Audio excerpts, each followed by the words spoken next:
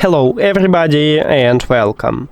In this video I'm going to show you how to unpair your headphones Philips from your MacBook.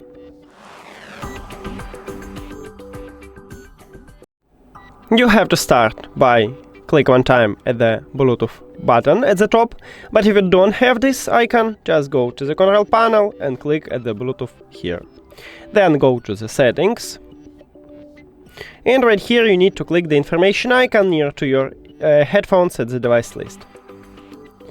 Then forget this device and forget device. Now we can turn off these headphones by pressing hold power button at the top of the right ear cup. And we did it!